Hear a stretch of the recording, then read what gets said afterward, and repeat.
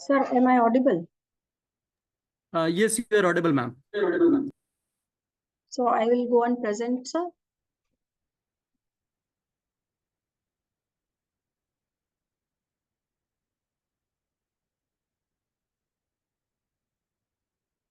Sir, I'll go and present.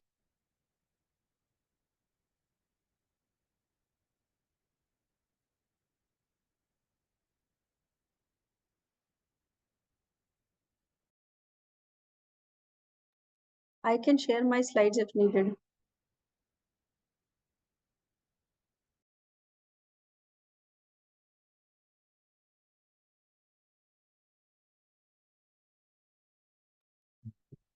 Host, please provide sharing rights.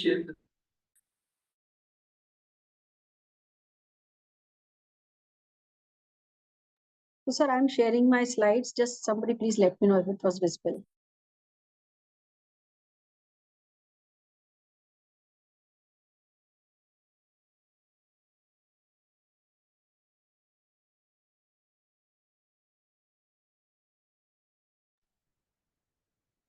Yes, ma'am, your screen is visible.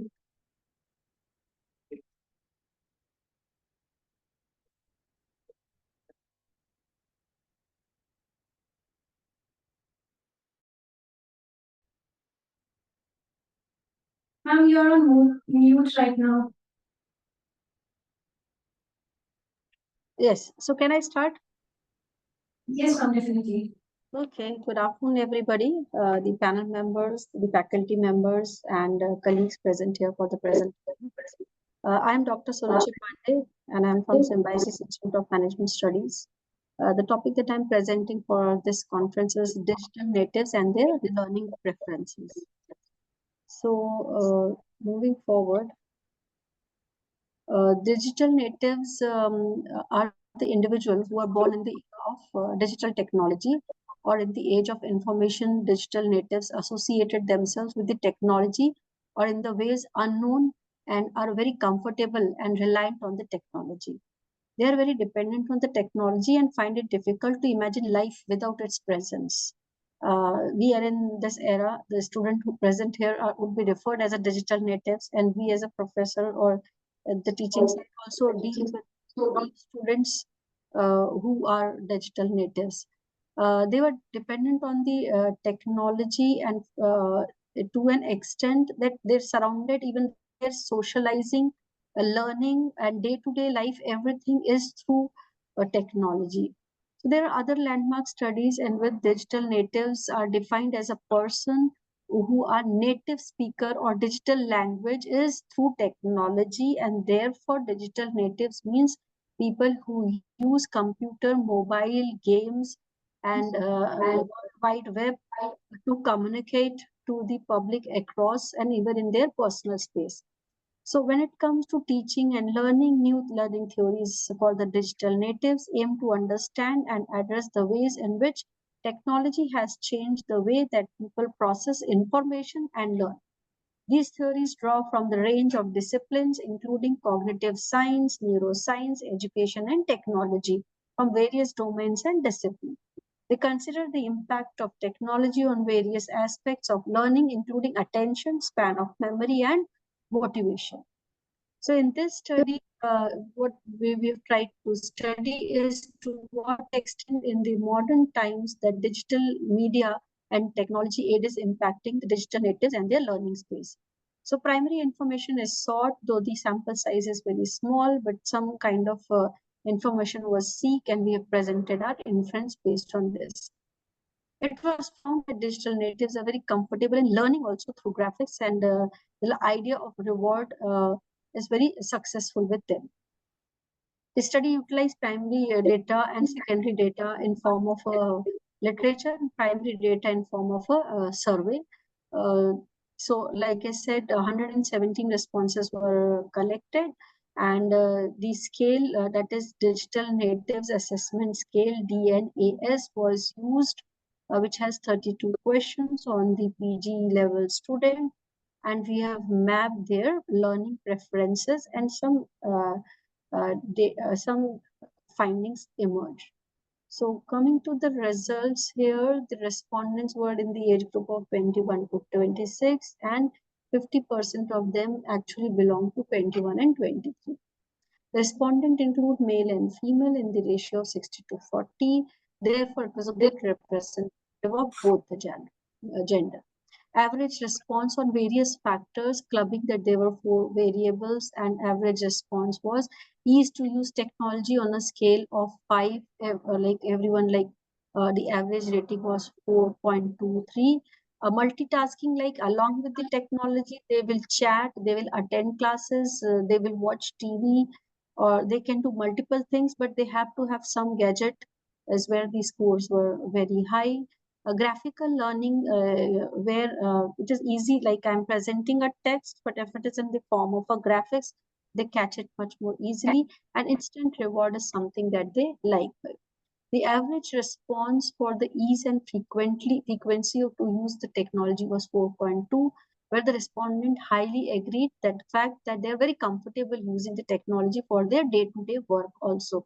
So if you have a student around or in your own home, you see, you ask your child who is a teenager or who is in this age group, and you ask them to go and procure something, they'll prefer using technology and ordering a thing using the device rather than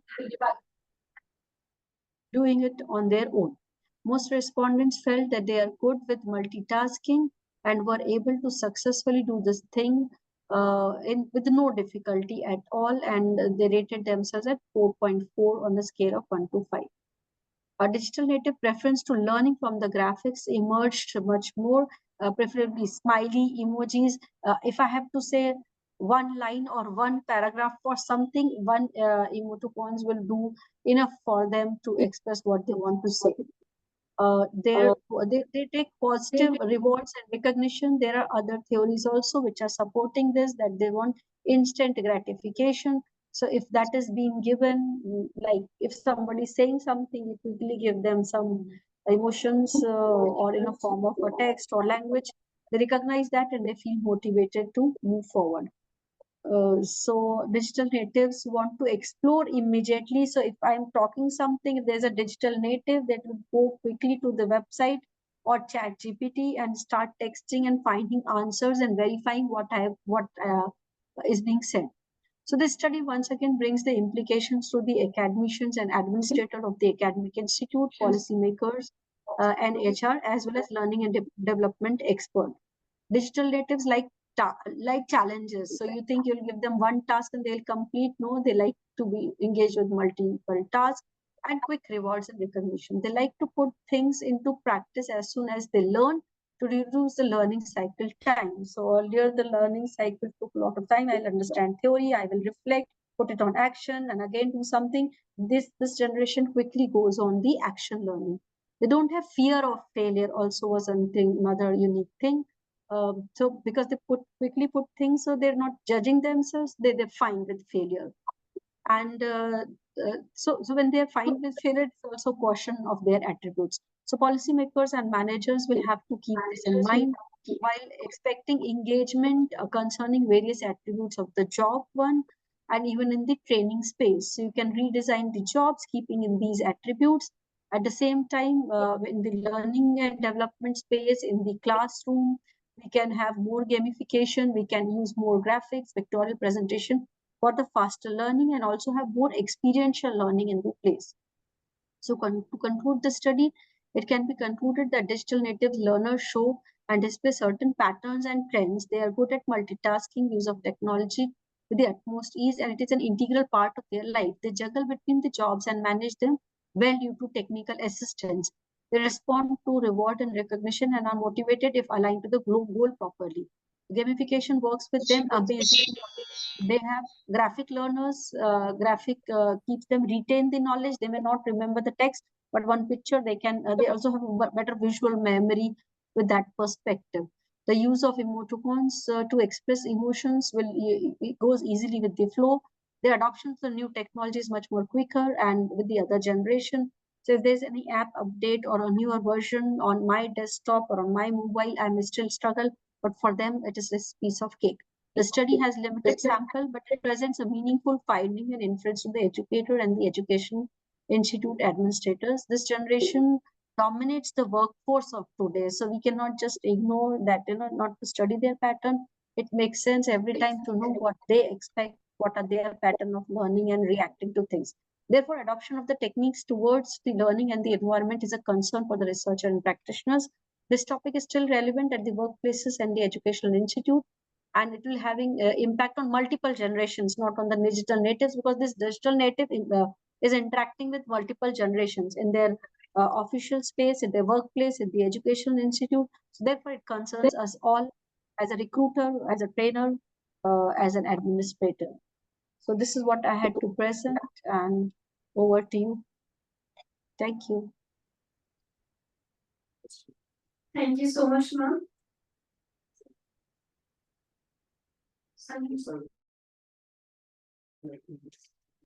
Ma'am, sir would like to interact with you and have some question and answer round. Yes, please.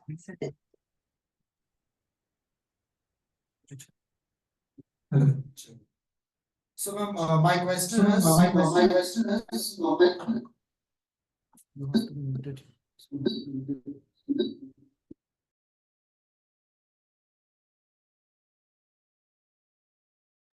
Can't hear, sir.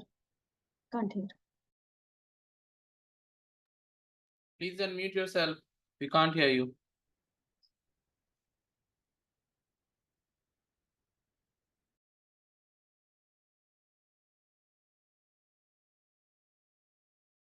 Unmute कर दो उसको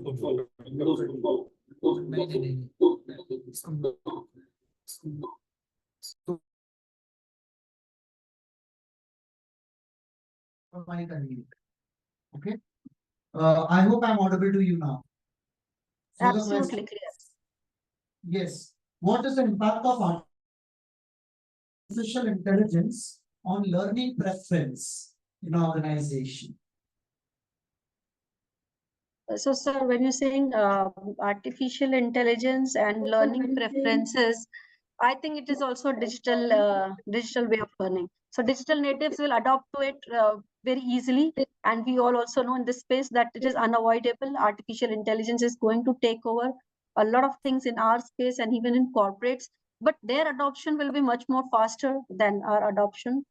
And today itself in the news, it is there. BICA's director said that AI is there. It's replacing most of the things, but still not replacing human being. So I will still go with that as an administrator or as an educator or in the HR profession. Also, human beings will have their own role, but this generation will adapt to AI much more easier.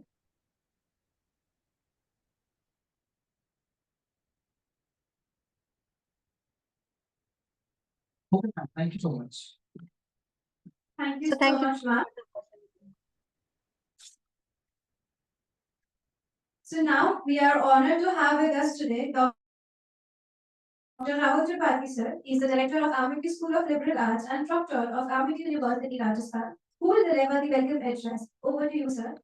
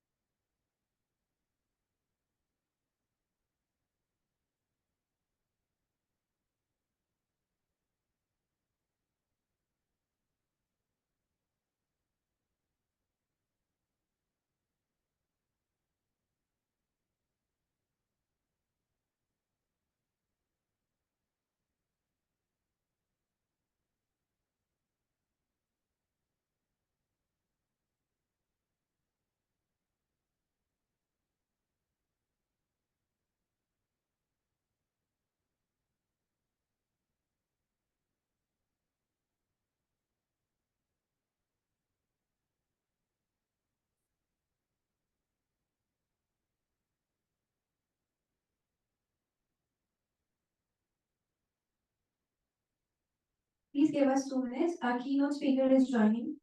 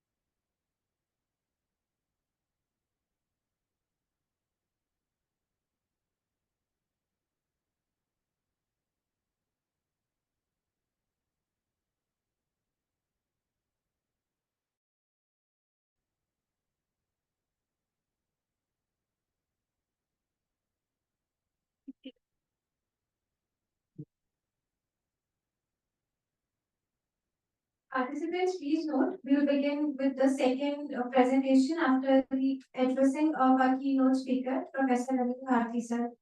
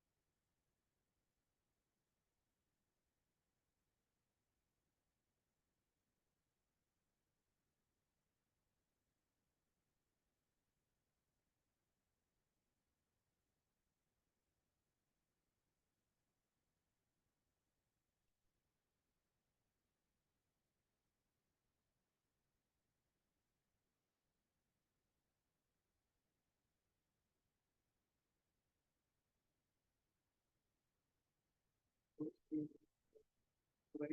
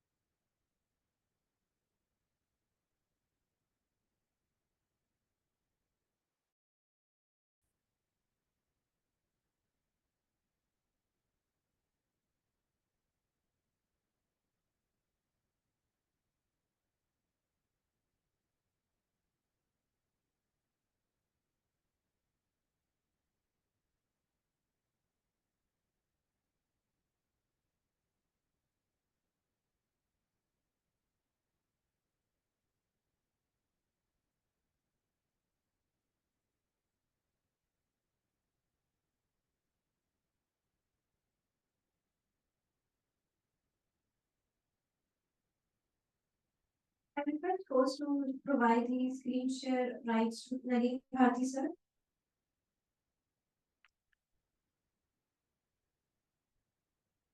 Yes, so we can wait. So now I'm pleased to announce that our keynote speaker, Professor Nalin Bharti, sir, has joined us online. Sir is the Professor of Economics and DPIIT IPR Chair Professor at Ministry of Commerce and Industry, Government of India. So sorry, I firstly request sir to Rahul Bharti sir to welcome the session.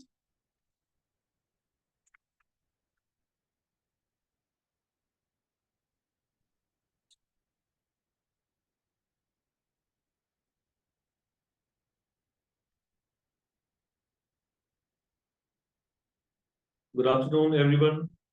I welcome Professor Nalin Bharti, who is currently Professor of Economics and DPIIT IPR Chair Professor, Ministry of Commerce and Industry, Government of India, at the Department of Humanities and Social Sciences, IIT Patna. He was awarded a doctorate from JNU New Delhi. His publications include India's Economic Reforms, Intellectual Property Rights, WTO, and India. He has successfully completed many research projects sponsored by Internet, UNICEF, JSPS, etc. Apart from receiving many Best Paper awards outside India, he has been awarded Diploma of Appreciation at University of Białystok, Poland in October 2014.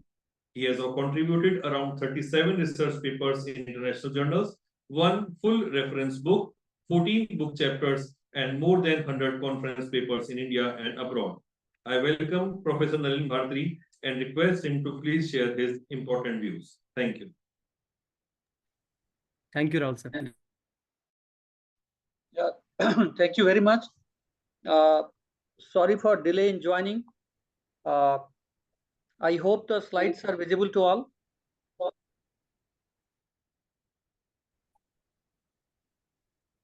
These slides are visible or not? Yes, sir, your slides are visible. Okay. Please make it full screen, sir. Yeah, I'm just doing it.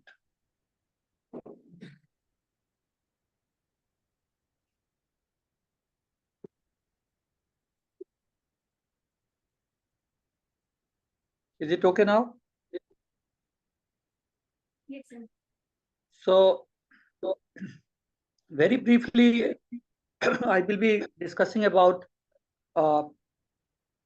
types of intellectual property rights.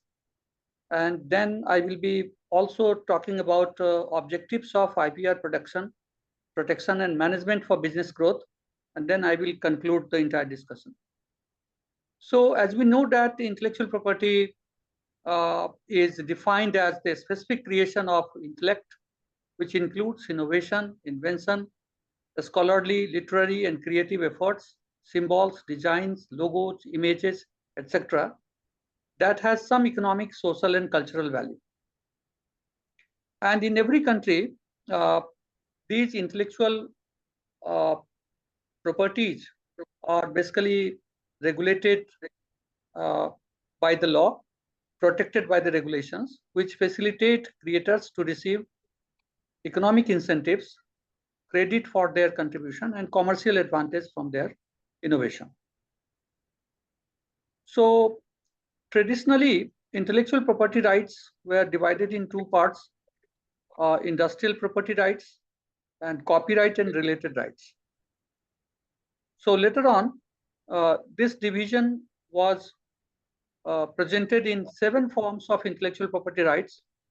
And more recently, traditional knowledge is also included as one of the intellectual property right. But copyright and related right was the first intellectual property right which world has already seen as one of the intellectual property long time back, 3 centuries before. And then trademark, including service marks, GI, which is named as geographical indication, industrial design, patents, integrated circuits, layout designs of integrated circuits, and undisclosed information, which is named as trade secrets. So very briefly, going ahead with the copyright, because whatever intellectual property rights we are going to discuss today, these all intellectual property rights are having the business implications. So it is important to understand these basic intellectual property rights, and then what is basically the importance of protecting these intellectual property rights. So copyright is again the rights given to the authors of literary and artistic work, which includes but not limited to the books and other writings, musical compositions, paintings, computer programs, and films. So these are protected by the copyright law in every country, and for a minimum period of 50 years after the death of the author. However, this duration differs from country to country. So this is life plus 50, in some country life plus 60. So copyright is a right which is to that intellect or those authors for literary and artistic work for life plus 50, means for his entire life. Even after death for 50 years, his family members will have the right on his creation. And in some country, it is life plus 60. So other similar rights are also protected by the copyrights, like singers and musicians, producers of phonograms and broadcasting organizations, lots of music industry, book publication industry, films.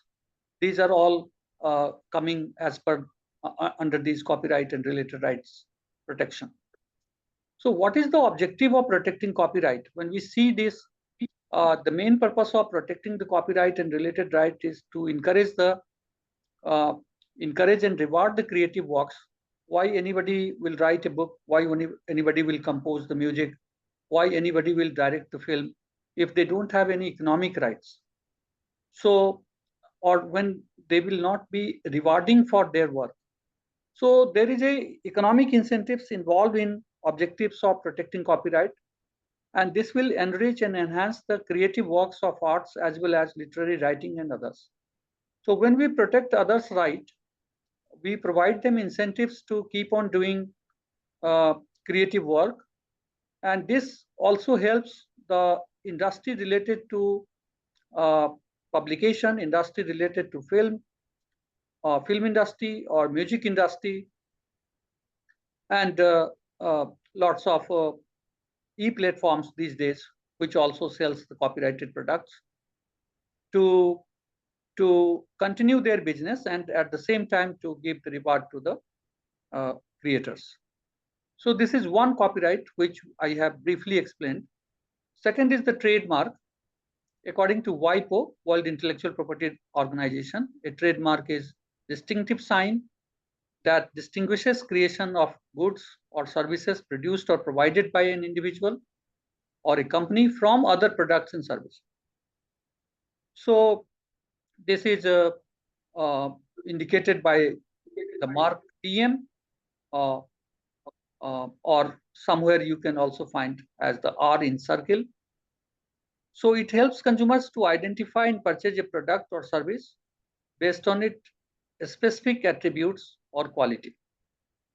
So when we see a McDonald's sign or KFC symbol, even the kids, small kids, are able to recognize what is this. So what is basically so unique in this? Unique is the logo. Unique is the symbol. Unique is the name written in a different way, which makes your product differentiate or different from the existing product. And this also gives not only a distinction in selling the product, but also giving a warranty, or you can say a guarantee to the consumer that the product which you are purchasing is basically a quality product. So trademark is linked with the quality of the product. What is the objective of protection of protection of trademark?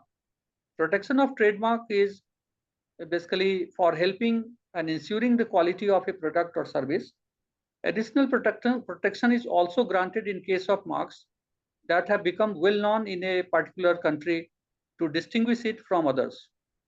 It again provides incentives to the creators of trademark or service mark, or to the business units which is basically having the trademark registered in their name. So a more recent case which I have seen in a newspaper from Ahmedabad, that a person had registered his shop in the name of Jai Sri Ram Bastralaya, and another brother, his own brother, has also started a different shop by his copying his own brother, and he also named as Jai Sri Ram as one of his shop's name. The matter goes to the local court, and the first owner has filed a case against the second owner, and they said that he is going to copy my name, and he's going to copy the symbol of Ram which I have used in my shop. So the court has decided that the symbol or the photograph of Ram cannot be the trademark of your shop, because the Ram is for everyone. You cannot monopolize the picture of Ram. So this cannot be the matter for the trademark protection, and the court is rejecting your application. So generic products or the generic symbols cannot be the matter for the trademark. But if something innovative, which you have already innovative and different from the crowd, that can be matter of the trademark protection. The objective is very simple. Like copyright, again, trademark protects us in terms of providing the incentives to the businessman. The third is the geographical indication. It is linked with a place, a geography. It's a place name is sometimes used to identify the product. For example, Varanasi sari, or Madhubani painting from Bihar, or there are many other products from different part of this country. And it's a mark used on goods that have a distinct geographical origin, and it acquires qualities or a wide acceptability due to its place of origin and also its features. For example, Darjeeling tea. The Darjeeling tea is not available in other part of the country, other part of the world. It is only available in India. So this product is linked with the product's identity is with a place, with a particular geography. So similarly, there are many such products which is linked with a place, but it has the industrial value. And today, such products are also having large amount of acceptance in the global market. Examples include the Semping or Darjeeling tea, Roquefort cheese. So wines and spirit producers are more concerned for the use of place of origin to identify the products. But GI is equally important for other types of goods also. As I gave you the example of Banarsi sari or Darjeeling tea, or some of the rice which is available in other part of the country. what we see today, there are few developed countries which had large number of GI products registered these days. Germany is one of the country which has a very high GI registered product. And this type of registration tells us that when we register some product, the products are being identified by the local as well as the country level and outside the country customers. And it gives the recognition of the place as well as the society where the products are basically produced and those who are involved in the producing of these items. So again, objective of the protection is very important because local specialty of certain products, the Darjeeling tea which is available in India is not having the similar feature with the tea produced in Sri Lanka and tea produced in other country. So product origin name, when the product was made outside its place of origin or lacking the special characteristics. For example, Shanghai, a Chinese city, is also trying to produce Varanasi sari these days. And they are claiming that this is also the actual Varanasi sari. But actual Varanasi sari and the Shanghai sari is not having the similarity. And it lacks the special characteristics and features in terms of manufacturing those saris. So it misguides the consumers, leading to the unethical competitions also at this place. So in the name of basmati rice, there are large number of farms in the world. They are also trying to sell the rice in the name of Varanasi sari. So GI registration and GI tag, it provides guarantee to the consumer protection and the producer's protection and facilitates the local development because these are the products which basically gives the a very special characteristics which offers the very special characteristics that is not available in many other products in many parts of the world. So protecting GI is again one of the unique opportunities for the society, for the country, because slowly these products are not being protected, then anyone from any part of the world can claim, and they can again misguide the consumer, saying that this is our product. As I gave you the example of Shanghai sari. Industrial design is the fourth intellectual property which I am going to discuss. That includes ornamental, artistic, or creative aspect of products, including three-dimensional or two-dimensional design structures.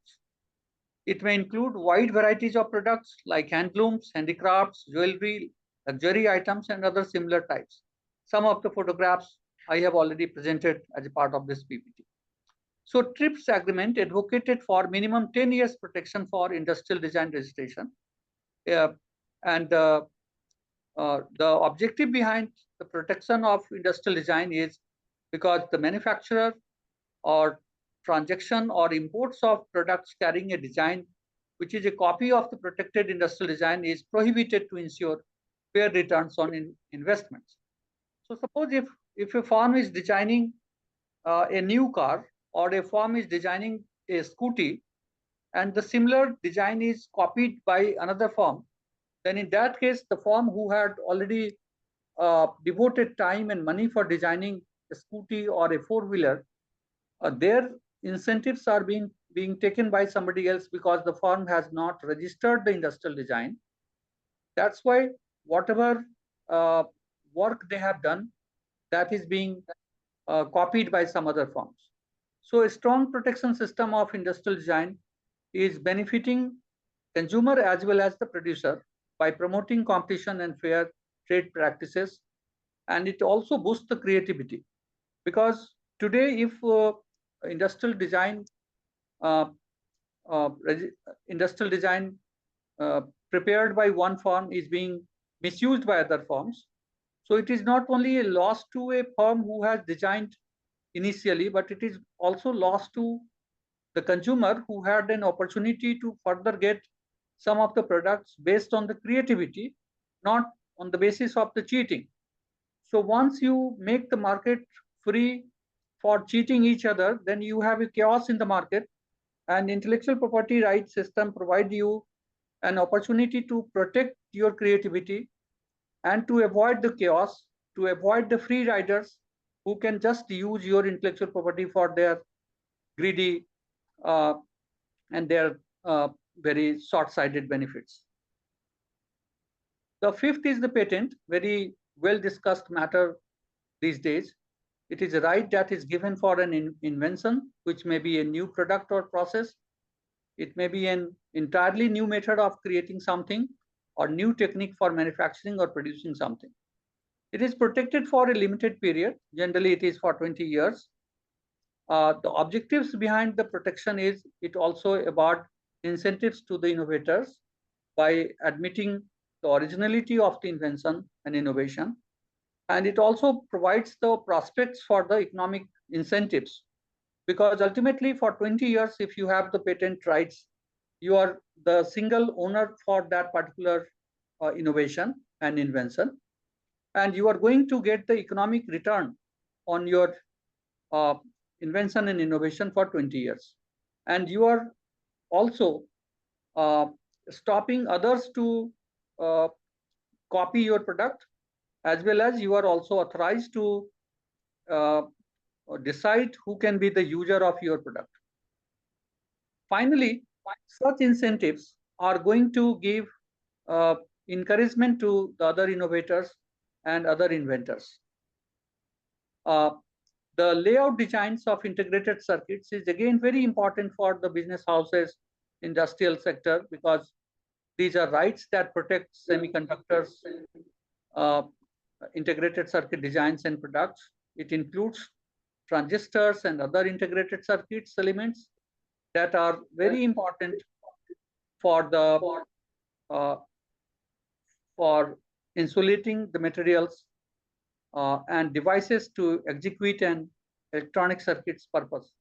Most of the electronic industries cannot survive without layout designs of the integrated circuits today. So when we are thinking today to become the hub for the electronic items, it is also important that layout designs of integrated circuits has to be again well protected in our country. Objectives behind the protection is to offer protection to the innovators of the semiconductor integrated circuit layout designs, because these integrated circuits are very unique, and there are lots of cases among the firms these days for copying the layout designs. And if firms are not very sensitive in terms of having newness and novelty in layout design, the firm has to pay a huge cost for mitigating the legal damage. So to commercially exploit the layout designs of integrated circuits, it is always good that if it is being protected and it is being governed by the law, then those who are the inventors, they can again have a chance to, at least for 10 years, they have the chance to again exploit the market and restrict the unfair use of layout designs. If someone else is using your design, you can have the right to file a case against them. So trade secrets, again, it is a not very popular intellectual property in India, but it is one of the popular intellectual property in United States these days, because it is the it may be a formula, it may be a blueprint, it may be a apparatus or collection of information that is used in the industry and which confers a chance to obtain an comparative advantage over the competitors. Coca-Cola and Pepsi both are maintaining their trade secrets. There is only one person who holds the trade secrets of these firms, and they are not allowed to travel with other employee of the firm. they have to only fly with their charter plane. But they have to sign 2 agreements with the firm. One is the non-disclosure agreement, and another is the non-competition agreement. So you are not supposed to disclose what you know, and you are not going to, you can say that I have not disclosed, but I have started my own firm. So you have to also sign a document that in future you are not going to start any business and you are not going to become the competitor. It can be applied to protect valuable know-how that grants business a competitive advantage over its rivals. So trade secrets is also one of the intellectual property, and it has to be protected. There must be a strong protection against infringement and other fraudulent acts opposed to fair commercial practices of trade secrets. And this type of undisclosed information that bears a huge economic value has to be protected. Apart from this, rational steps must be taken to keep the information undisclosed, because this is the only intellectual property where you do not have to disclose anything. In terms of copyright, you have to disclose what you have written, what you have composed. In terms of patent, you have to disclose in your application that what innovation you have done. In terms of trademark, you have to show your mark, you have to register your mark. In terms of industrial design for and layout circuit, you have to again provide your design and you have to register that. So most of the intellectual property, the product or the creation has to be in the public, except this trade secret where you have to keep the information undisclosed. And that's way this intellectual property is completely different from other form of intellectual property. Even the data that has been submitted to the government for approval in case of medicines or chemicals also need to be confined. So some examples of trade secrets are the soda formula, consumers list, survey results, computer programs. The most cited trade secret is the Coca-Cola formula that is set aside, protected in a bank vault in Atlanta. The public has no access to the names of those employees, and they are not allowed to fly on the same airplane. So what is the objective behind the protection of trade secrets? Because protection is required to shelter the secret know-how of a particular firm that specializes in the manufacturing or the production of a specific good. This will ensure fair industry practices, incentivize the firms to continuously innovate new ideas that will bring new products in the markets. So just to conclude, as I have discussed that the intellectual property rights, traditionally it was divided in 2 parts, industrial intellectual property rights and copyright and related rights. Later on, WTO recognized these intellectual property in 7 forms. And more recently, in 2024 April, WTO has also recognized traditional knowledge as one more intellectual property. So currently, we can say that there are 7 types of intellectual property, and every intellectual property has its own economic and commercial value for a business unit, and we cannot ignore any intellectual property when we are in the business. Intellectual property rights protection is essential. It is required because it provides the incentives to the innovators and inventor, and offering the fair returns, whatever they have done in terms of investing in R&D, they are getting returns just because IPR is protected.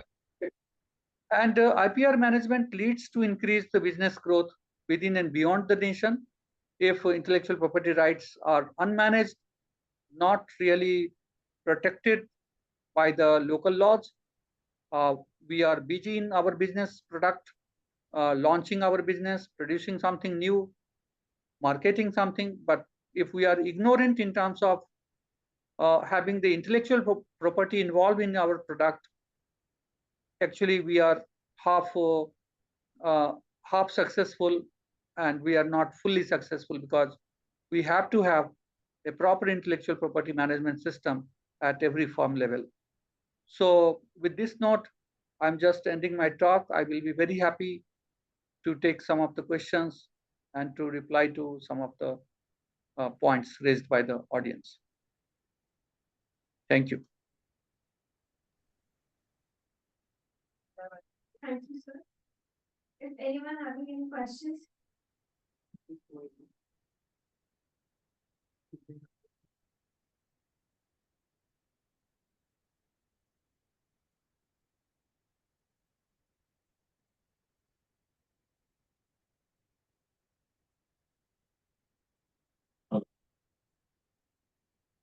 I'm audible, sir.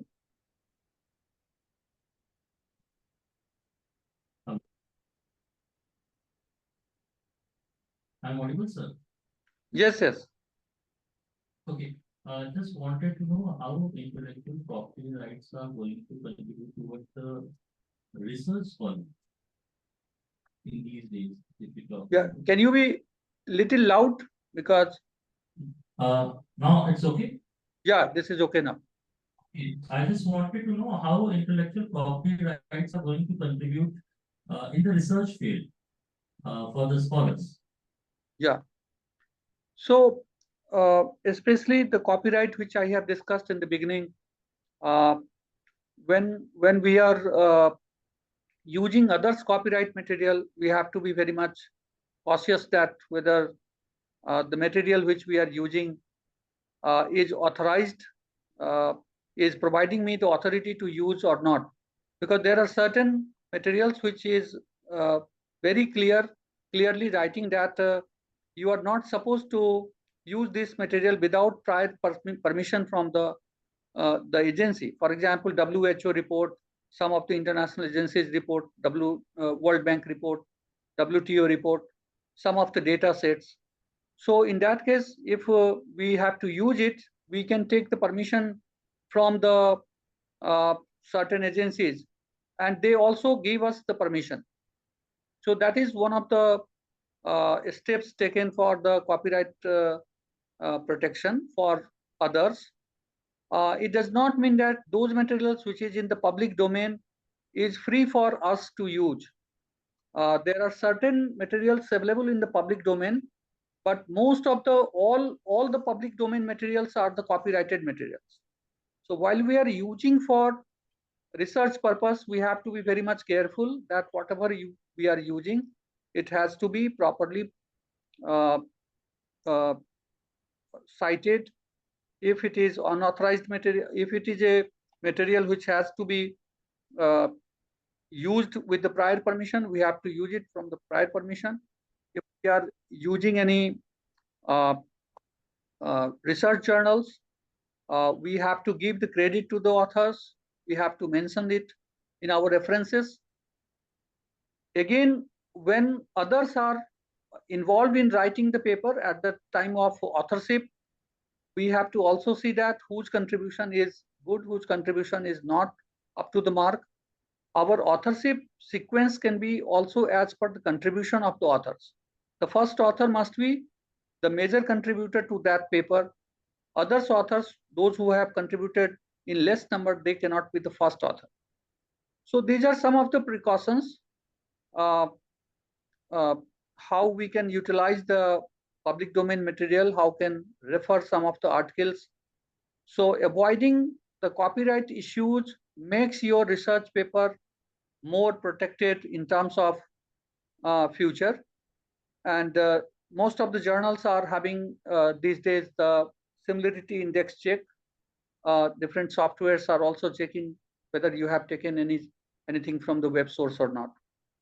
So it is all up to us that how fair we are in using others' material. More you are fair in using others' material, more fair your paper will be.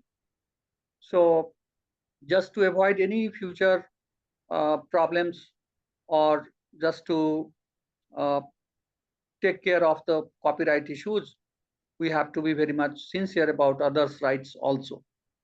More we are caring for others, world will also care for our rights. So that is the point for the research paper purpose. Any other question? One thing more, like you were talking about trade secret and that in the book, Can you be little loud because? Yeah, no, it's okay. Yeah. So you talked about the trade secrets and you mentioned that Pepsi and the Coke, they are going with the trade secrets instead of patenting. So is there any time duration for the trade secrets also, just like the patent 20 or No, the 10? time duration for the trade secrets, as long as the secrets are secrets, it is protected. The moment secrets are in the public, so it can be, the trade secrets violation can happen in 1 hour also. In 10 minutes also, the trade secrets can be out.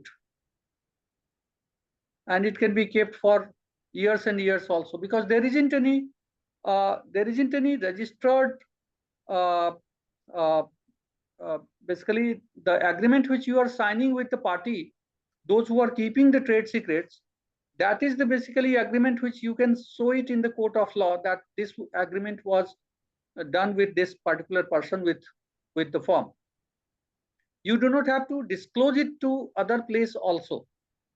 You have to keep it secret in the firm only. So there is no time bound secrecy aspect here. You have to have always very serious about keeping the secrets as it is. So it's all depends on the how secrecy is maintained within the firm. It's not linked with the time. Okay, sir. The sense of secrecy is more important in this case. Thank you, sir. Thank you so much, sir, for your valuable insights. We'll now be proceeding with our presentations. So the next we have Dr. R. Manimaran, and the topic is Entrepreneurial Risk and Monitoring Effort of Family Support using Shaper's Model of Entrepreneurial Intention.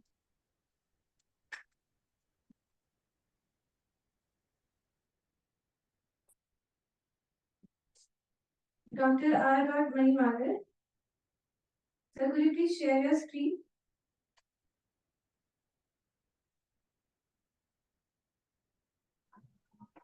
Yes, ma'am. Yes, yes.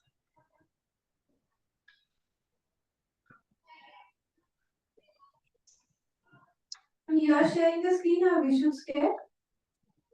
I will share, ma'am. I will share. Can you hear me? Yeah, you are audible, ma'am. Yeah.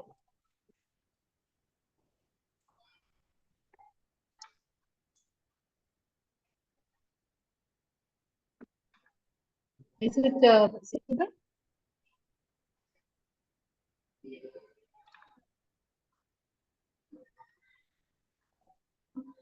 Is it visible, ma'am? No, ma'am, not yet. Yes, ma'am, it's visible now. Is it visible? Yes, it's visible, ma'am. Yeah. Okay. Could you please make it So, full screen? pardon? Full screen, full screen.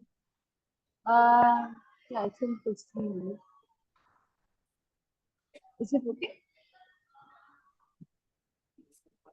Is it okay, ma'am, now? No, ma'am, it's not still not visible. You can press F5. Pardon? You can press F5 key on the keyboard. Yeah, I'm pressing. Didn't press. Your screen is stuck now. You are. Is it visible, ma'am? No problem, ma'am. You can continue this way. Okay. So good afternoon to you all. So my topic is entrepreneurial risk and moderating efforts of family support using Shaper's model of entrepreneurial intention. Is the slide moving, ma'am? Next slide. Are you visible? Is it visible? The introduction slide. Changed. It's changed, ma'am. No, ma'am. Could you just check your network connection? Pardon? Could you please check your network connection? 1 minute, 1 minute, 1 minute. Ma'am, you can please share the screen again. Yes, yes. Press escape and then share the screen. 1 minute, 1 minute. Can you hear now? Yes, ma'am, your voice is audible. Okay. The screen is, you're able to see the screen, or you wanted me to share again? Please share the screen, ma'am. Okay, I shall stop it then. Yes, ma'am, you can. Yeah. Thank you.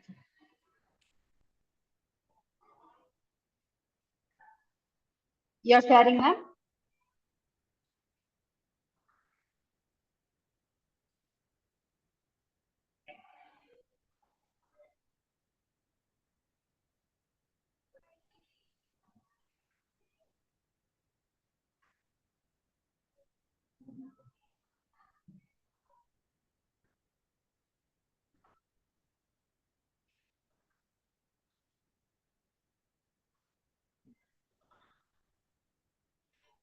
Yes. The screen is So visible, ma'am? yeah, it's with me. Thank you.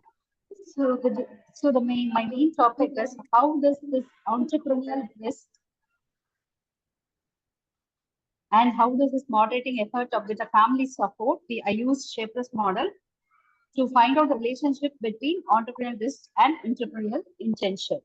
So why do we talk about entrepreneurs? If you see, next slide, please.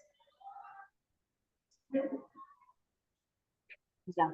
So if you see entrepreneurship is the most important now. We talk about why we talk about entrepreneurs, because they are the ones who create jobs. They come up with new products, and it's very important for the economic growth. And they are the role models for, and they inspire others. And they also like if you see, they bring diverse perspectives and ideas. They promote inclusivity and diversity in the business world. And that is why we say entrepreneurs are important to the country. And how does this entrepreneurial intentions? I'm going to talk about entrepreneurial intentions. How could we inculcate entrepreneurial intentions in the minds of the students? Next slide, please. So my research question is, how does the students' intentions differ? Are they ready to take up the risk?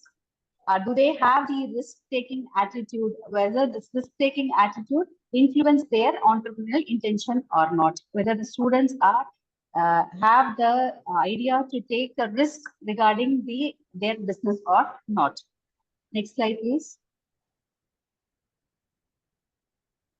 So if you see in the literature, yes, can you hear?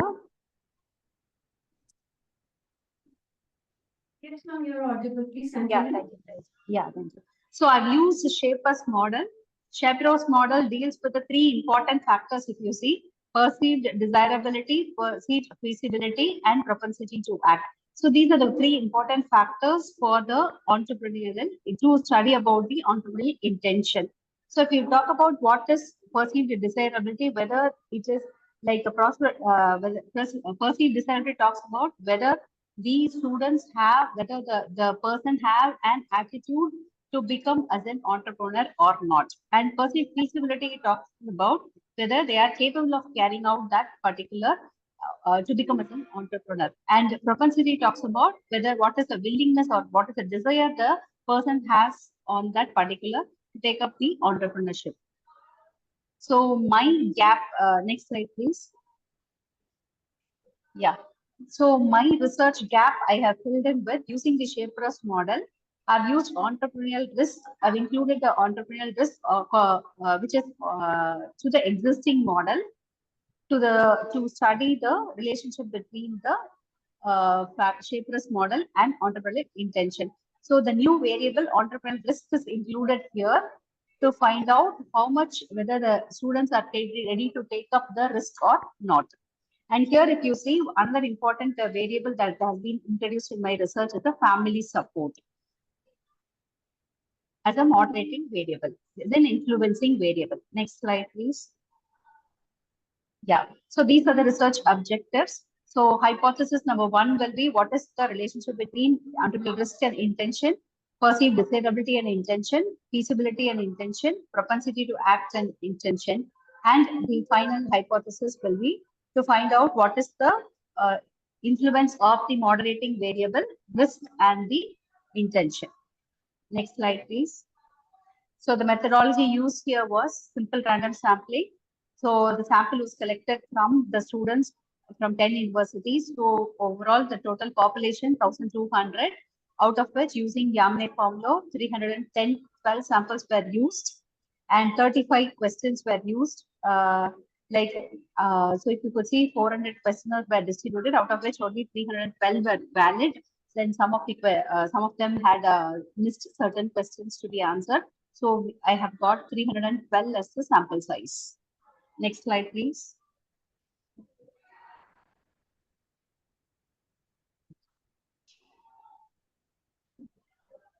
Yeah.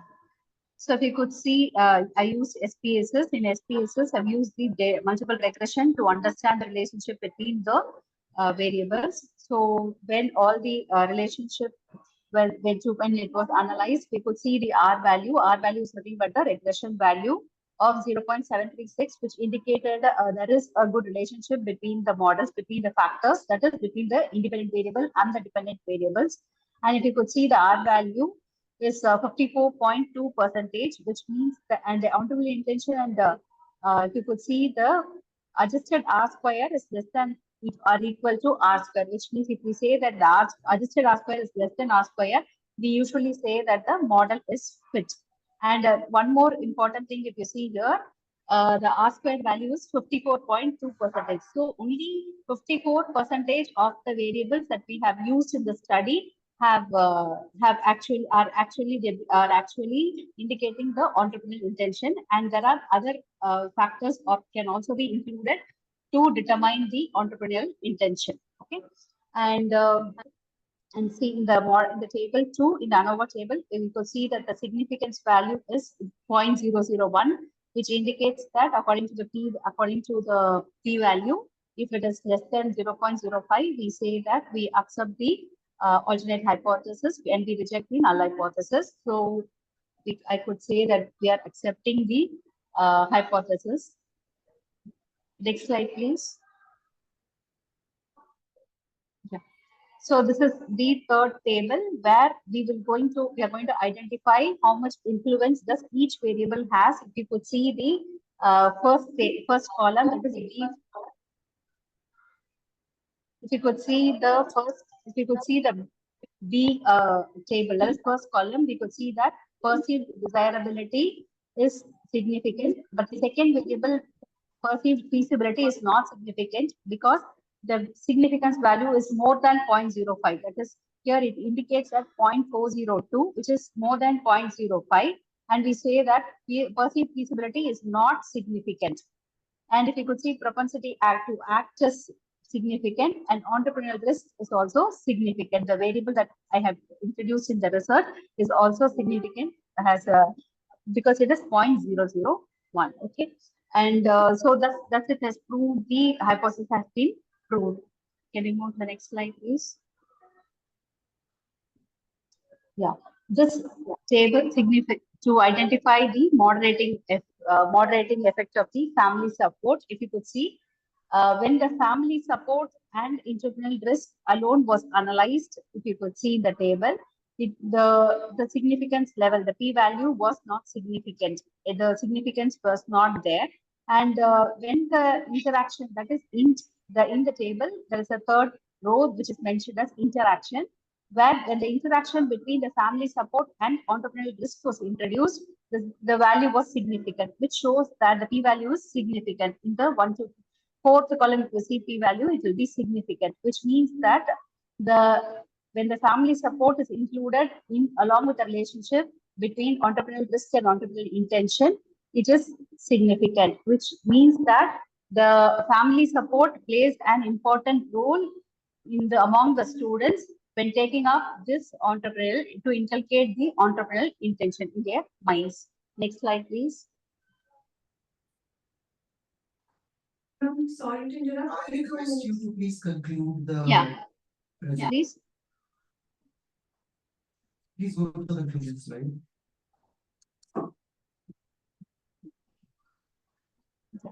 So the study highlighted that the family support of an individual have an important aim, to have an intention to become an entrepreneur.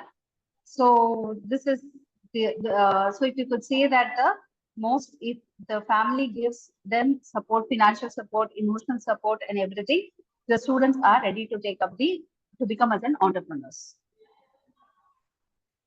Thank you. Thank you, ma'am. So I have a question for you. Yes. For qualitative analysis, what test you have used? Quantitative analysis, sir. I've used quantitative analysis. I've used questionnaire method. Actually, I've used questionnaire method to collecting data, and I've used multiple regression analysis and Hayes process in SPS.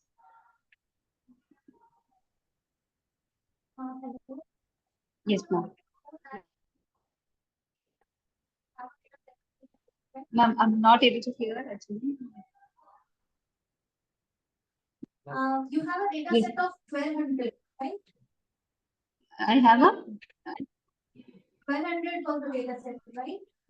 The population N number of the target population was 1200, out of which I have used out of which the sample size was 312. Oh, okay. Pardon, ma'am? How many were females and males? Ma'am, you're asking about the gender? I'm not a bit clear. Yes. Okay, the gender was a male was around out of 312, 200 were male and 112 were female.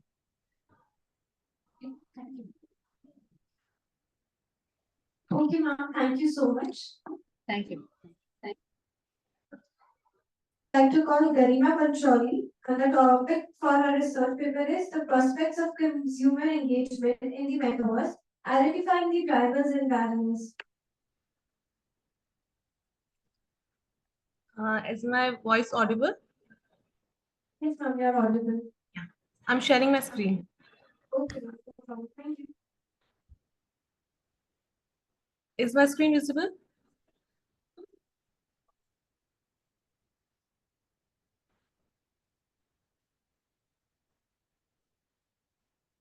Is my screen visible? Yes, ma'am, your screen is visible.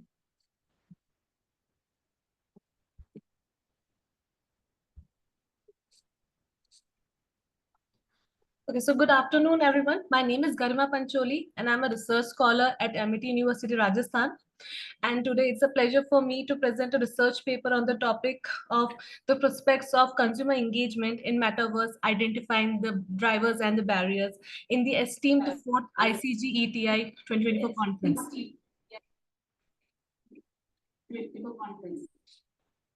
So as we all know that metaverse is a virtual reality universe where users interact with each other.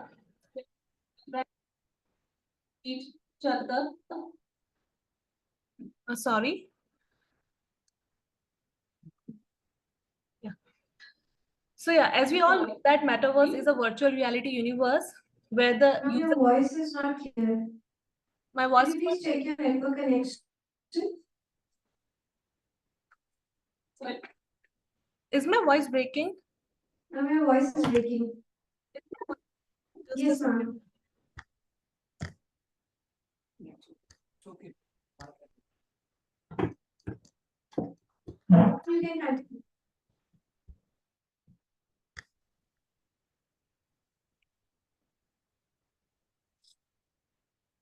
Just a second, ma'am.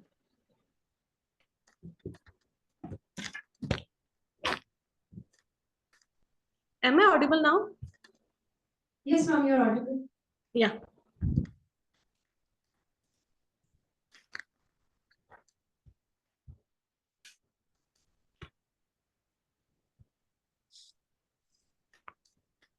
So yeah, As we all know that metaverse is a virtual reality universe, and metaverse has gone an extra mile from its origin as a gaming platform to a dynamic digital economy where the users are able to create, purchase and sell products and services through their avatars. And the retailers are increasing brand engagement and awareness by enhancing product visualization, enabling highly personalized marketing strategies such as virtual try-ons in the virtual world, which was not possible in the brick and mortar stores.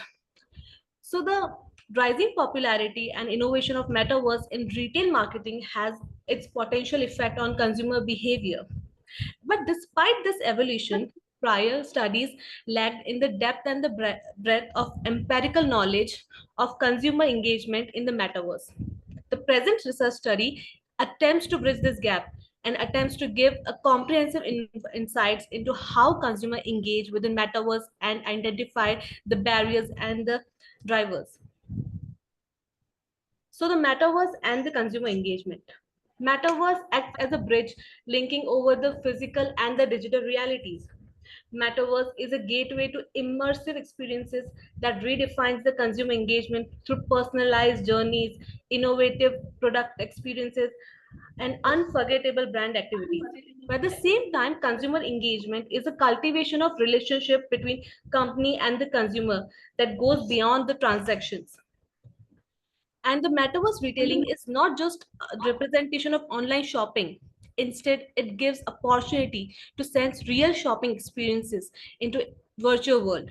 And metaverse can be reached by using a VR headset or AI goggle, and it helps the user to visualize virtual world and experience bewitching moments. So here are my research objectives. The study will identify prominent countries, authors, sources in the subject area through the publication and the citation analysis. The study will evaluate current trends and analyze the themes of the subject area. The study will provide the frontiers by identifying the gaps and overlooked issues of the subject area. So here is the publication productivity. So the trends of the in the publication are measured by observing the increase or decrease in the publication of article by using the search string of metaverse, virtual reality, augmented reality, and consumer engagement and consumer behavior or consumer experiences. The reason behind choosing these keywords is basically the term metaverse encapsulates a spectrum of from VR to AR technology, which is the kind of integrating the consumer lives and fundamentally reshaping how the people or the consumers are interacting in the digital world. So here we can clearly see that in the year 1997, there was a first publication and it has subsequently rising. And on the contrary, in the citation analysis per article, we can see a clear fluctuations and we can see a downfall from 2017 and the highest number of citations was in 2004. Next we have is country productivity, where we can clearly see that the country USA has highest number of citations, followed by UK and then India. And then we have authors productivity, where the author Chilinsky, De Reuters, Keeling, and Rochnabel has highest number of publications, and Dwivedi YK has second highest number of citations, which is from India, so which represents that India is not lagging behind in the publications in the metaverse. Now we have is the three field plot, which is kind of a powerful tool in the bibliometric analysis, as it shows the relationship between the three dimension. And in the current study, I have used the first as a keyword, second as author country, and the third as the author. So from this plot, we can clearly see that the keyword augmented reality has highest number of connections with the countries, and the country United Kingdom has highest number of connections with the authors. And the next we have is a thematic map. The thematic map has 4 quadrants, and these quadrants showcases different themes, from motor themes, basic themes, emerging themes to niche themes. And here the niche themes represented are like immersive or immersion technologies, and tourism and management and tourism market, which basically shows that the future researchers can do more research on these keywords for their future research. Next we have is the most influential work, which is based on the highest number of citations. Next we have is the keywords analysis, which basically showcases the number of occurrences of the keywords, and from this we can clearly see that the term virtual reality, consumption behavior, and retailing has highest number of occurrences. Next we have is the drivers of metaverse in consumer engagement. So first one is the immersive virtual reality. So immersive virtual reality is a technology which enables the user to completely immerse themselves into the virtual world. And the highest degree of virtual experiences represent that they are totally immersed into the virtual space using the head-mounted AR/VR glasses. And while the low immersion experiences can be accessed through only computer display. Next we have is the virtual influencers, which is defined as like a virtual person or an avatar, which is created by software for interaction in the virtual world.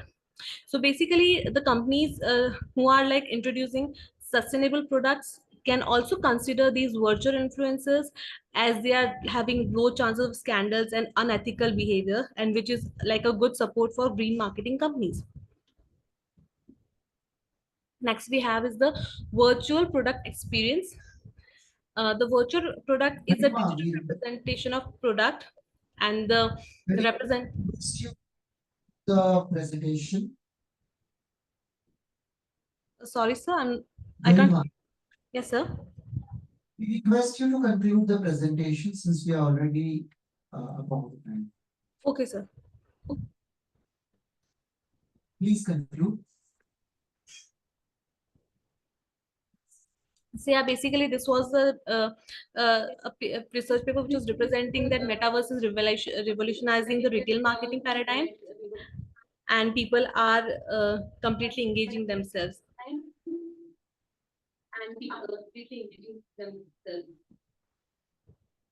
Yes, sir.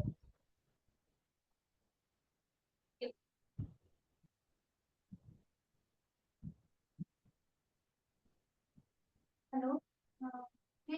Which tool you have used for data visualization in your study? Sorry, ma'am, you are not audible. Which tool you have used for data visualization in your study? Yes, ma'am. Which tool? Garima, which tool you have used for the analysis? I have used Cost Viewer along with BiblioShiny.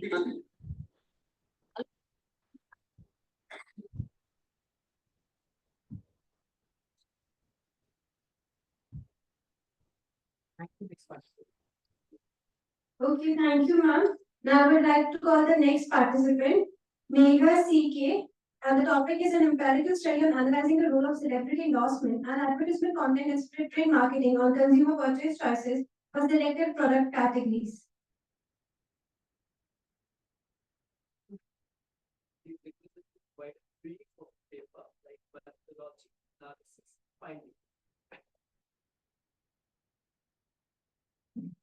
Miss Megha.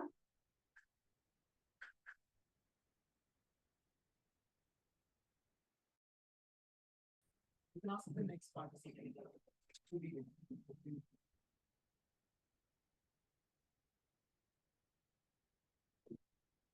After Megha, Prerna, please be ready for the presentation. Yeah, sure. Please unmute yourself, ma'am. Yeah, hello, am I audible? Yes, ma'am, you're audible. I'm requested So to, should I start or shall we wait for Megha? No, you can start, please. Hello, ma'am. Hello, ma'am. I've already uploaded my presentation, ma'am. Is it not visible? I'm Megha. Ma'am, your presentation is visible. You can start with the presentation. Okay. Ma'am, is it visible, ma'am? Am I audible too? Yes, you're audible and your slide is visible. Oh, okay. Thank you. Good morning, team, and thank you for giving me this opportunity. I'm Megha, research scholar from Geetam, and my title is related to role of celebrity endorsement and advertisement content in split brain marketing strategy. And it's related to selected category of products, like we are only focusing on some products which is related to apparel. So, ma'am, is the next slide visible?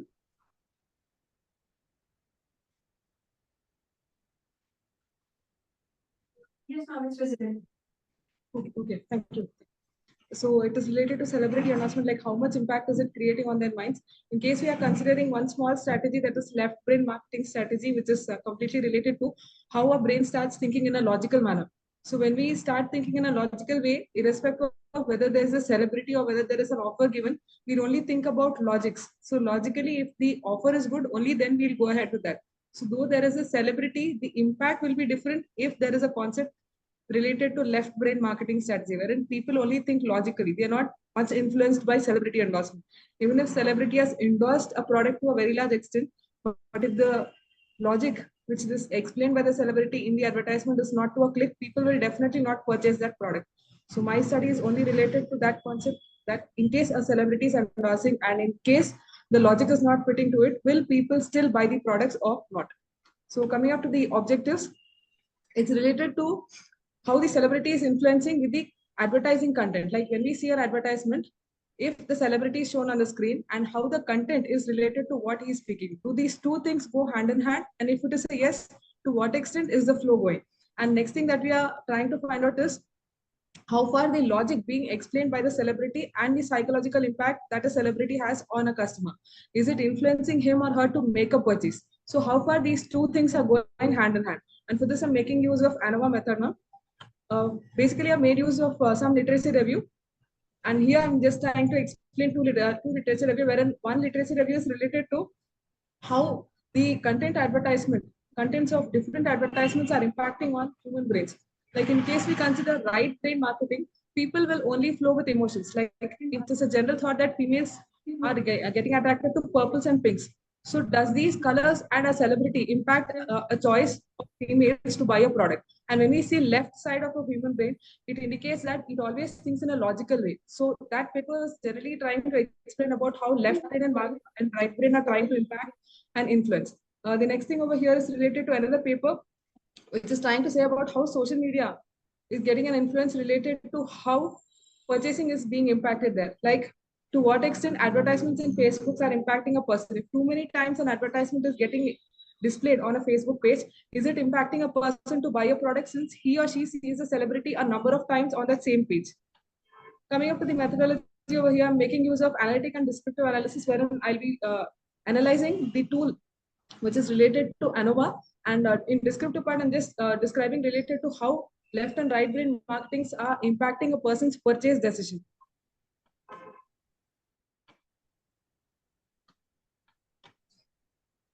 So the next slide is explaining about the findings, ma'am, wherein I have prepared the questionnaire and I have distributed to a set of people. And when I've taken it back, I just have come down to a small graph over here.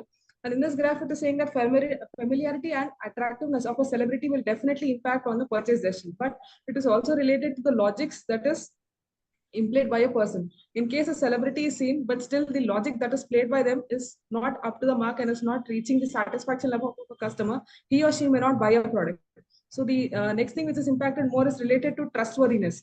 If you see the graph here, so trustworthiness of what a celebrity says. Like if we see a celebrity on screen who's trying to sell, or a female who's trying to sell a cosmetic, is the words spoken by them definitely related to the product performance? If it is not, definitely they'll not purchase the product. And another situation is related to another instance and another objective that I have framed, and that is related to emotional effect. Like in case a person is trying to show a product and emotionally they are trying to get connected to a person, stating that this emotion is trying to get connected to a purchase decision.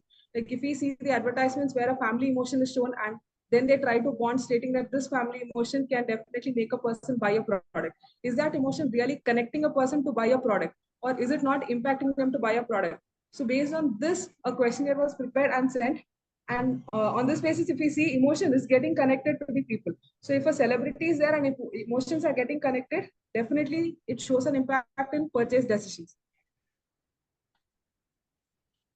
So from this paper, ma'am, I would like to give an insight related to consumer behavior. That is, to some extent, there is influence related to consumer purchase decision, wherein some celebrities definitely create an impact on purchase decision, and some celebrities have very high ratings in social media. Though there is huge level of people getting impacted with social media, once we find a celebrity giving a proper trustworthiness related to the content that is displayed about a product, definitely it impacts any purchase decision of a person. And the next thing is related to the quality of a product. So quality and recognition of the brand is also important. If a unknown person is trying to promote a good quality product, you may definitely may not buy it. So in this questionnaire that was prepared, we just came on to a point that in case a product quality is good and a brand is recognized and it is endorsed by an unknown person or an unknown model, not a recognized celebrity, people may not show that amount of interest to make purchase decisions. So finally, it's recommended to the market that definitely they have to hire a celebrity or they have to approach a celebrity for going ahead with the celebrity endorsement concept, because along with endorsement, they also need to go up with logics. That is, trustworthiness of content that is being delivered by a celebrity related to the product will impact on the purchase decisions. So they need to make an influence in the market. And finally, I would like to conclude that pricing methods and quality are definitely playing an impact when we find a celebrity on screen, when they are trying to get us connected through an emotional argument stating this product is good, and it creates a bonding among the consumers in the market. Thank you. Any questions, ma'am?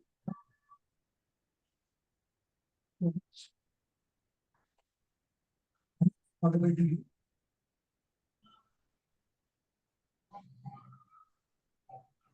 Hello?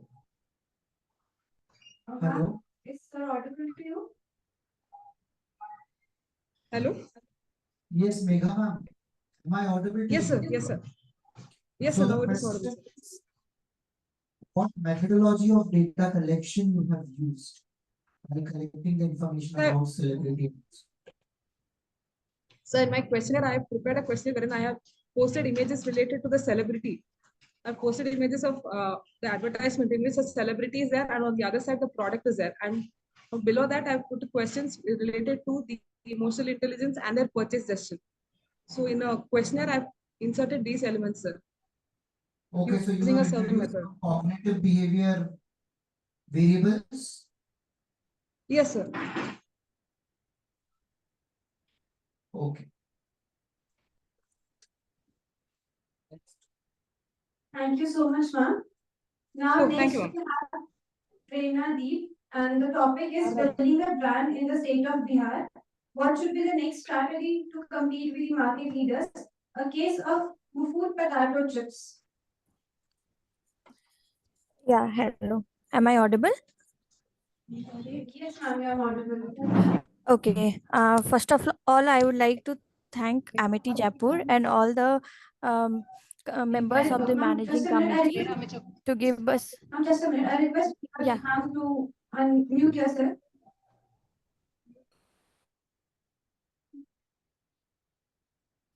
Yeah, thank you. Ma'am, you can continue. Prerna, ma'am, you can continue. Yeah.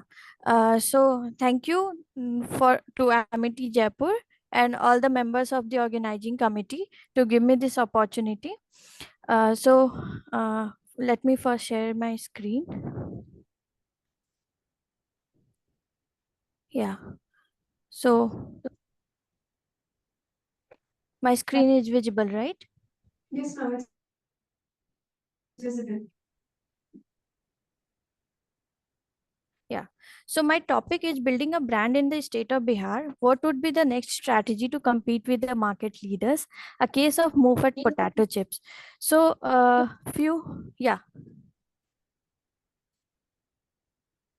okay. Few days ago, I was heading towards my office and I saw a banner of this potato chips, and it somehow created a curiosity in my mind to know more about it. And so I reached the organization and met the current managing director of this brand, and I interviewed him and I wrote this case study. So I'm presenting this in front of you all. So Mufat is a potato chips brand manufactured under the retail product division of Amrpali Foods Limited. Amrpali Food is a very old company based in Bihar, Hajipur, Bihar, that was established in 1983. Since then, the 39-year-old manufacturing unit has been into food processing. So they process lychee, mangoes, and other fruit pulps, and they provide it to big brands like Dabur and Patanjali, etc. So they were in this food processing business, but this was a seasonal business.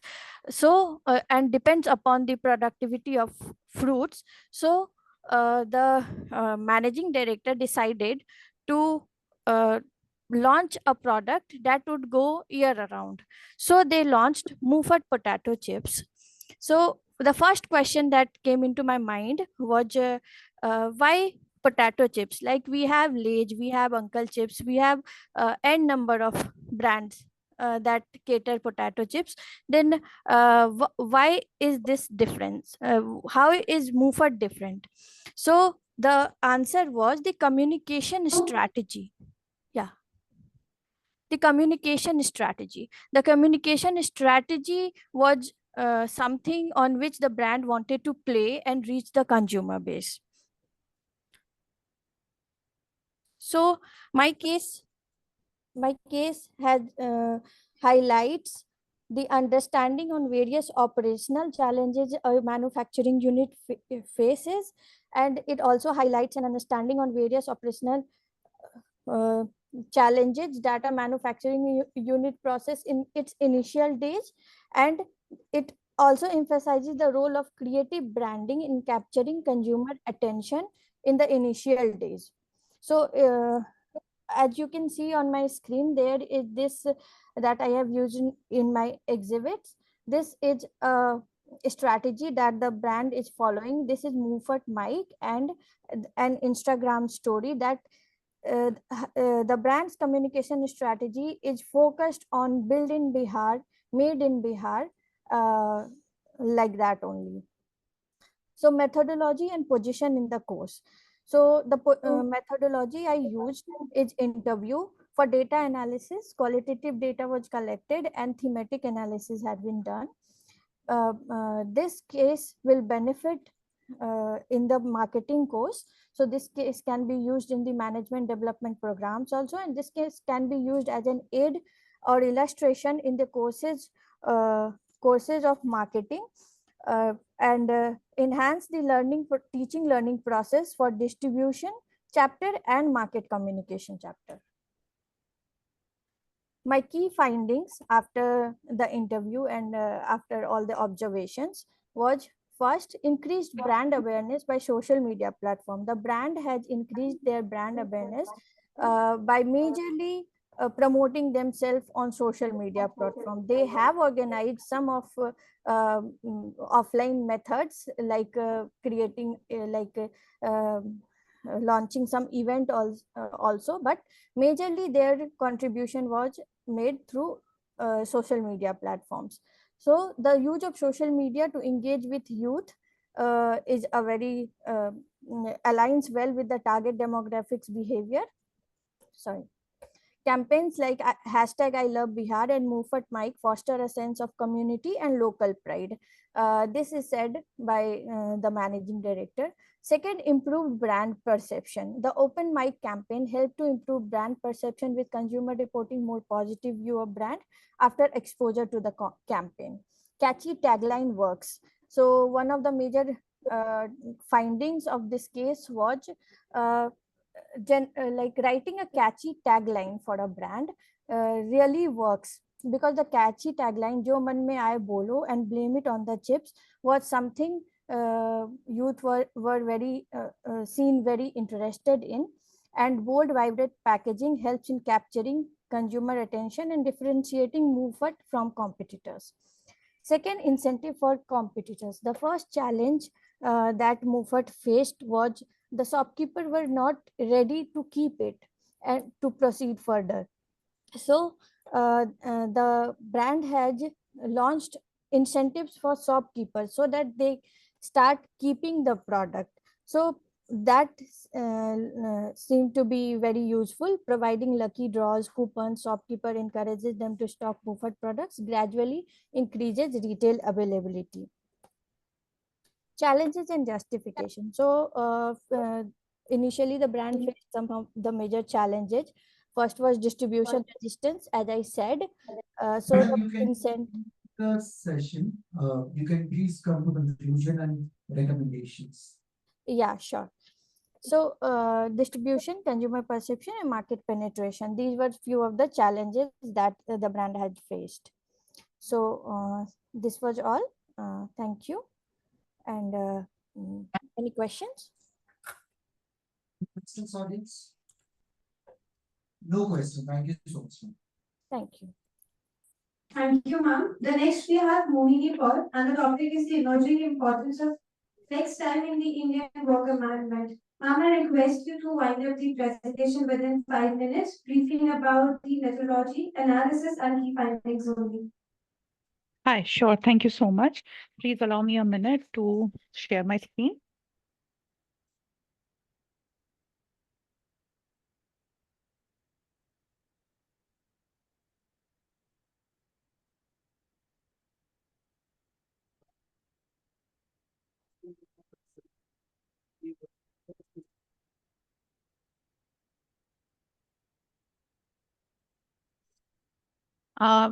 Is my screen visible to everyone?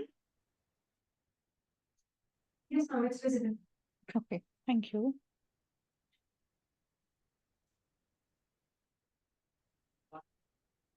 All right.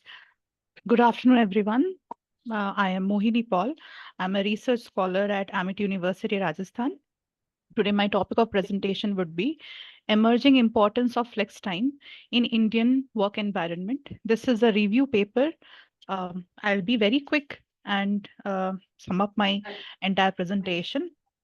So to focus on the background, specifically in the Indian context, I would say that flexi time, what is flexi time? First of all, it is a modern day concept of arranging the work schedules of employees in which the employees have the flexibility to choose when to start and when to end their work days.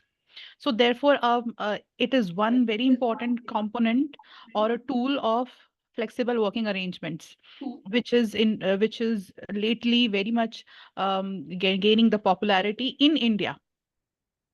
So the next, which is I really want to focus here, is that in Indian context, initially the early period of mid-20s, the jobs were very informal in nature, very pastoral in nature. Then came the emergence of the industrialization, 1960s, 1970s, where the work environment became very structured, very rigid, 9 to 5 kind of a work.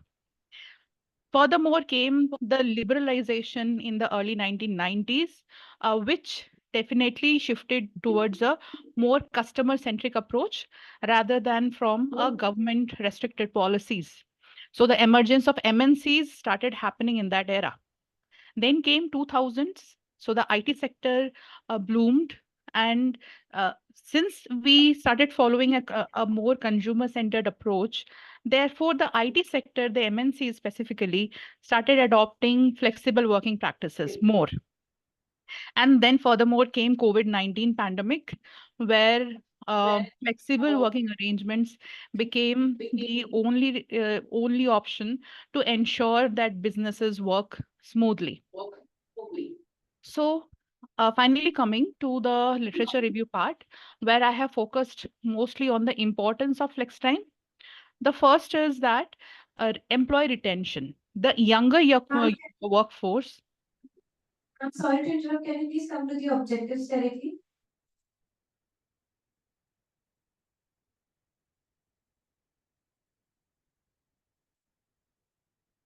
Hello? Ma'am, am I audible to you?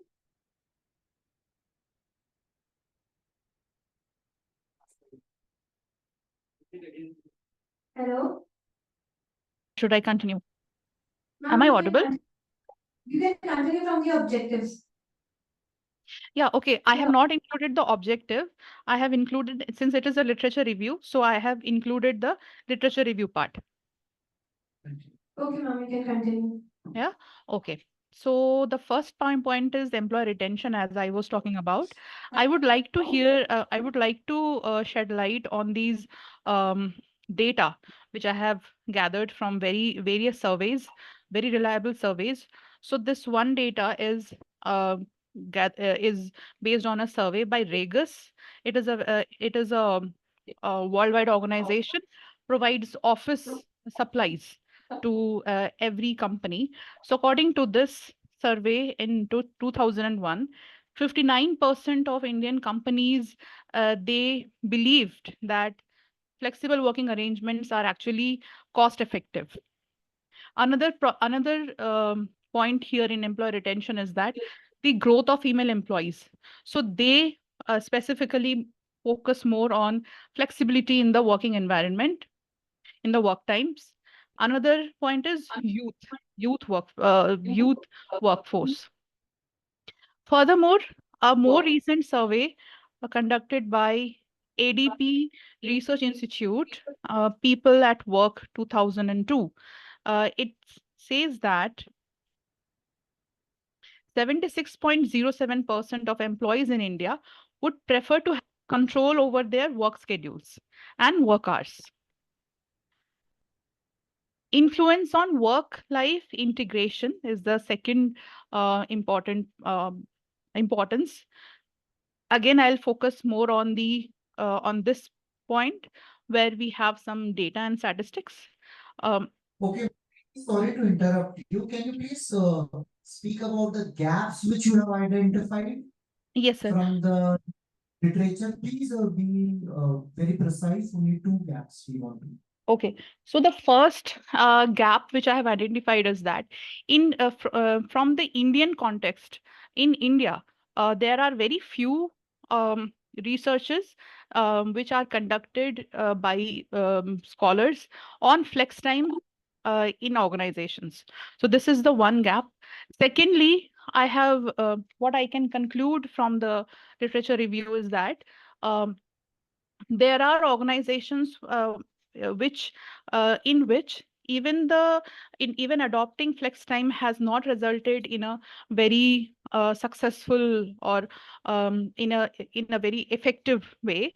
The reason is that the flex time is not suitable for all kinds of jobs in an organization. So it is suitable for some specific jobs, and for other people, the other employees for whom this flex time is not suitable, there comes an resentment among the employees.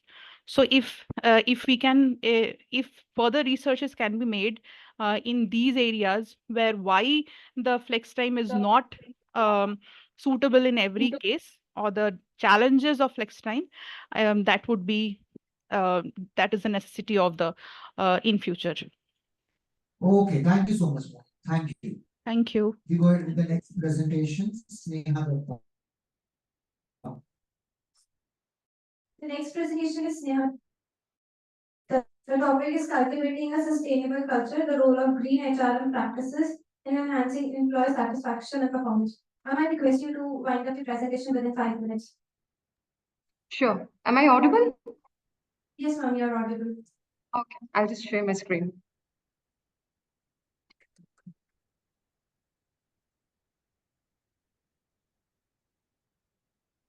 Ma'am, is my screen visible? Yes, ma'am, it's visible. All right. A very good evening, everyone. My name is Sneha Datta. I am a research scholar at Amity Business School, Amity University, Kolkata. My topic is cultivating a sustainable culture, the role of green HRM practices in enhancing employee satisfaction and performance. In today's rapidly evolving business market space, sustainability has become extremely important. And whenever we speak about sustainability, environmental concerns and how we integrate environmental concerns into everyday business practices, it is becoming more imperative every passing day. Now, in such an area, something that has become more important in the domain of human resources is the integration of green human resource management practices. Green HRM refers to the systematic and strategic alignment of human resource practices with environmental management initiatives, thereby fostering a culture of sustainability within the organization. And as we know, employee satisfaction and performance are extremely essential determinants of organizational success. In such a scenario, as organizations are striving to meet the growing demands for environmental responsibility, the role of green HRM in enhancing employee satisfaction and performance has emerged as a critical area of study. The review of literature for the specific paper was done using the PRISMA 2020 guidelines. A systematic search was done across databases like Google Scholar, Juster, Scopus, Web of Science. Peer-reviewed studies were considered during the timeline 2010 to 2024. Terminologies that were looked for was green HRM, employee engagement, employee satisfaction, employee performance. Over 250 articles were screened, out of which 40 was finally selected for detailed analysis. These are briefly the findings from the literature review. Ahmed in 2015 demonstrated that green HRM practices, such as green recruitment, training and development, enhance employee satisfaction by aligning organizational values with individual environment concerns. Similarly, literature review pertaining to green HRM practices and employee performance, Jackson et al. 2011 highlighted that organizations implementing green practices experience improved employee performance due to increased motivation and job satisfaction. Similar was highlighted by Daly et al. In 2024, that green initiatives in HRM lead to enhanced employee performance through better work environment conditions and increased employee engagement. Now, talking about employee engagement as a mediator, Maguire in 2023 found that employee engagement significantly mediates the relationship between green HRM practices and both job satisfaction and performance. And this was also supported by Kim's study in 2024, who emphasized that engagement fostered by green practices leads to higher levels of job satisfaction and better performance. Coming to the research objectives, the objectives of my research are fourfold: to measure the extent of green HRM practices implemented in the organizations, to assess the impact of green HRM practices on employee satisfaction, to evaluate the effect of green HRM practices on employee performance, and number 4, to explore the mediating role of employee engagement in the relationship between green HRM practices and employee outcomes. Coming to the research methodology, a mixed method research design was employed, which is like integrating both quantitative and qualitative approaches to gather data. A structured survey was conducted with 300 employees to collect quantitative data, while semi-structured interviews were carried out with 20 HR managers and employees to gather qualitative insights. The target population comprised of employees working in medium to large size organizations across various industries in West Bengal, India. These organizations are those which have already adopted green HRM practices. Coming to the sample size for quantitative survey, the sample size comprised of 300 employees, out of which 150 were males and 150 were females. Qualitative interviews, a purposive sample of 20 employees, including HR managers, as in I took 10 HR managers and 10 employees from the various departments. Coming to the sampling technique, stratified random sampling was used for the purpose of quantitative data collection by way of survey, and purposive sampling was used to select key informants for interviews, providing a diverse range of perspectives.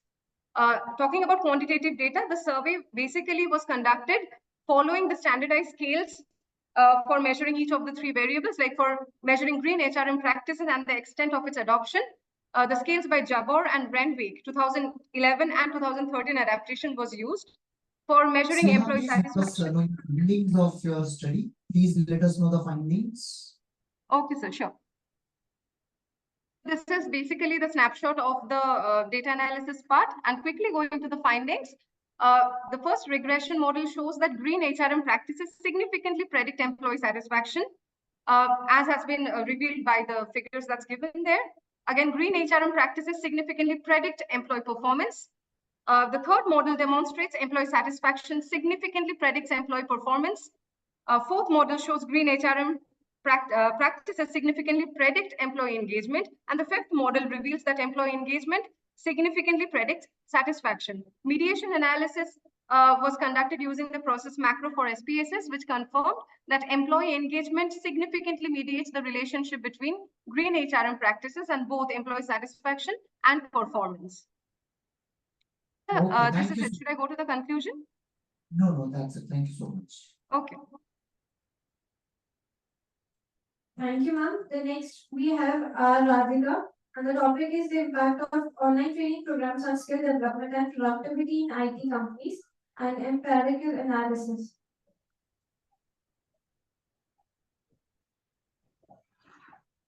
Ma'am, am I audible? Yes, ma'am, you're audible. Yeah. Good afternoon, madam. Good afternoon, sir. Thank you for giving me this opportunity. My name is R. Radhika. I'm a research scholar in Amity University. My title is The Impact of Online Training Program on Skill Development and Productivity in IT Companies and Empirical Analysis.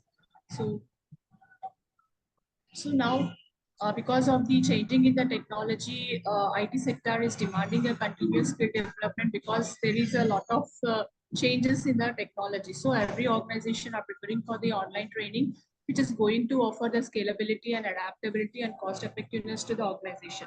So my research aim was to understand the impact of online training program on the skill enhancement and the productivity. For this, I have in my research, I have found the variables which are affecting the efficacy of the online training progress and also how it is impacting the skill development and the productivity. So my objective is to evaluate the effectiveness of online training program in the IT companies to assess the impact on the technical and the soft skill development, and also to study about the and also to identify the key factors which are contributing to the success of this training program. There are a number of training programs which has been adopted by the organization, how far they are successful in adopting those technologies, and also how it is impacting the technical and the soft skill developments in the organization.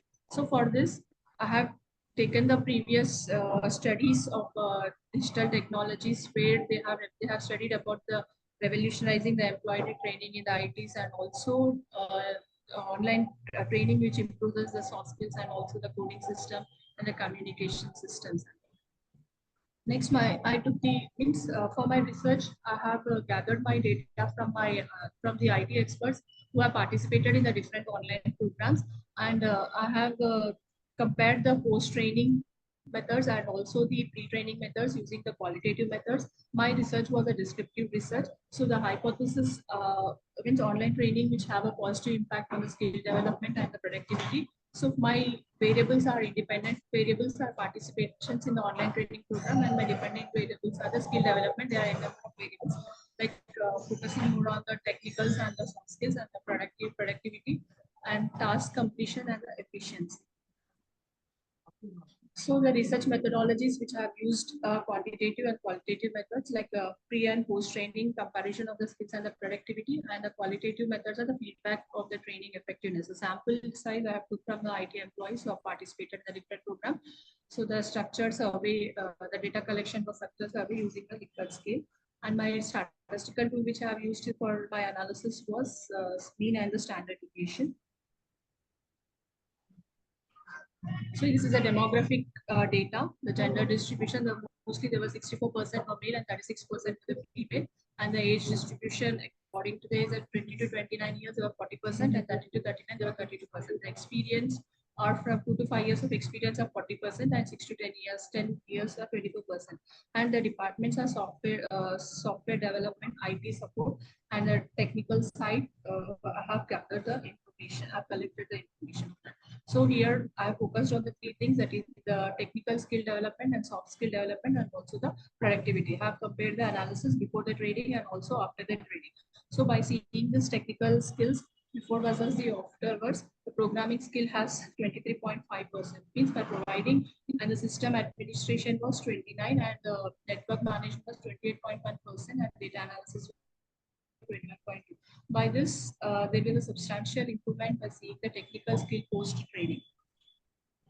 And then the soft skills improvement, these are the different parameters which I've considered, that is the communication skill, teamwork, problem solving, and the time management. So this was before and after training. There was a lot of change in this, the 22.9%. The communication, teamwork was 22.2, problem solving 23.5, and the time management was 22.2. means noticeable improvement is essential in interpersonal skills and also the time management. So the productivity gains, there were productivity metrics where the task completion rate, quality of work, and efficiency has been considered. So task completion rate was 18.1%, and quality of work was 17.6%, and efficiency was 16.9%. So significant gain was there in the work output and quality after online training participation. So the discussion factors which are influencing the effectiveness of the online training are there should be a quality of training content and delivery methods has to be means there should be an interactive and self-paced was to be given to the people and the individual learning preferences has to be given. Yeah, ma'am. Yeah, ma'am. I'm concluding. So recommendations for improving the online training is developing the high quality and engaging the employees in the organization, and they have to incorporate in the learning paths and improve more hybrid training options for the more interaction. And the conclusion is that online training program has to be substantially improve both technical and soft skills in IT employees because it. Thank you so much, Radhika ma'am. Now we move ahead with Mohammed Azhar. Thank you.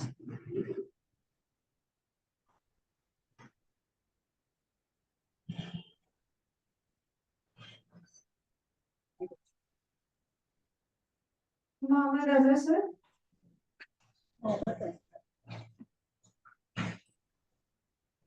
Radhika ma'am, please mute yourself.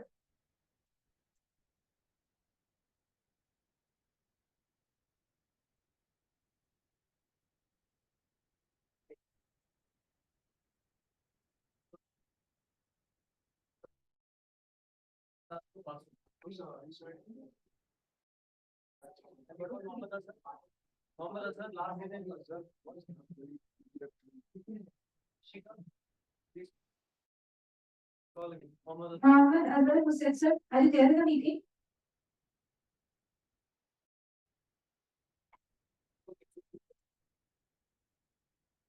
Okay, so we'll conclude our session. Before we adjourn, I would like to extend our heartfelt thanks to all the presenters, MC chairs and co-chairs, participants for making this conference a success. Your contributions are vital to advancing knowledge and practices in sustainable business and management. Thank you for being. Join us tomorrow. I request you to please join us tomorrow for the session. Thank you, everybody.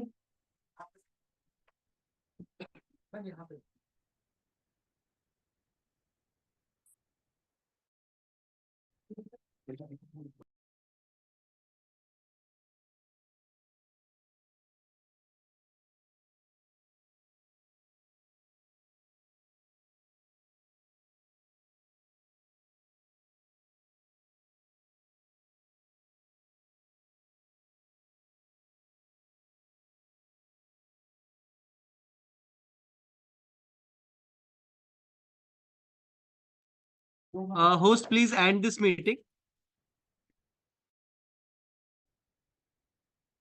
Host. Okay.